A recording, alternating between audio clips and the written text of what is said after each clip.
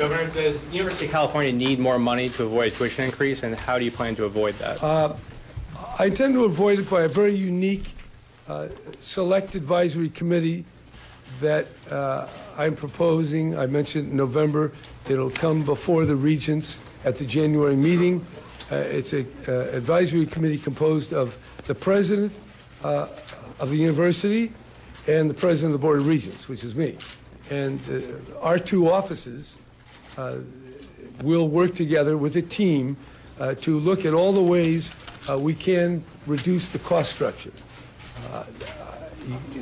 People need money, and how much money they need is always a matter of dispute. And we can always agree that for most people, more money is better than less money.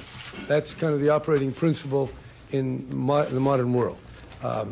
Although if anyone listened to my wife's reading of her grandfather's inscription on the family Bible, you will know that money and property is not really the main goal in life. But I will not inflict that on the University of California as my guiding principle. However, we're going to look at the way the disciplinary structure of disciplines in higher education. We're going to look at the whole gamut of how to collaborate, how to get through students, get through quicker, have collaborations across the three segments using technology. They too can negotiate some pension and health care reforms and restrictions. So there's a lot of things we can look at. And I do think most people around the country who have looked at the cost structure of colleges say that there's savings that can be had, and that would be my goal because we do have a substantial amount of money. And we have been increasing it, by the way. The $120 million is not chump change. It's real money, and some parts of the budget didn't get any increase. So the Assembly and the Senate have proposals to give more money to UC. Do you think that they don't really need that money?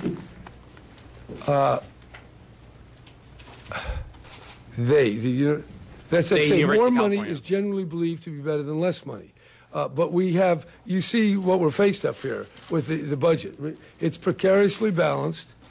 It's going to get even more challenging as we get down the road. And there's a habit and a belief that the government is the engine of allocating the wealth increasingly and redistributing it. Well, we have to rein that in and work in a way that's sustainable over the long term. We saw the boom and the bust that we took, and I'm trying to avoid that. So you can never say that people don't need money. They desire it. They see this is a good thing, we'll spend it. Most of the money is going for a good, and therefore if you say we want less good, that feels bad.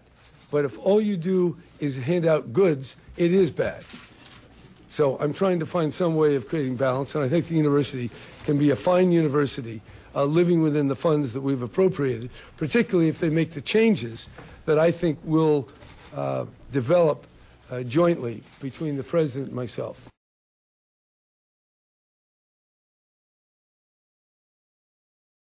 Governor, you added in a proposal to your higher education funding scheme to freeze out-of-state student levels at UC. That brings in hundreds of $millions for the university, but this is not independently of anything you give them. So what's your thinking there? My thinking is the University of California is created by the people of California. It's historically been for the citizens of the state. Yes, it's good to have some foreign students and some out-of-state people, but I don't think that should be viewed as a financial mechanism. It should be more the intellectual environment of the school. And I want as many Californians as possible to take advantage of it. So are you essentially trying to cut off any additional revenue stream? No, I think there's a lot of concern that people can't go to the university because someone's coming in from 5,000 miles away or 2,000 miles away. And I think we have to make sure Californians have a maximum of opportunity.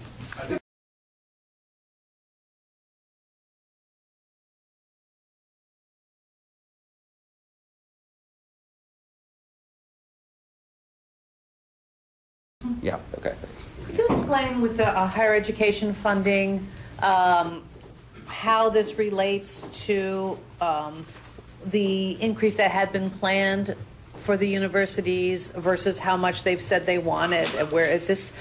This is entirely consistent with the plan we laid out as Proposition 30 was passing, that we had a 4-year plan where we'd provide 5% general fund increases for the 2 years and then 4% thereafter. And so this is exactly what the governor has committed to.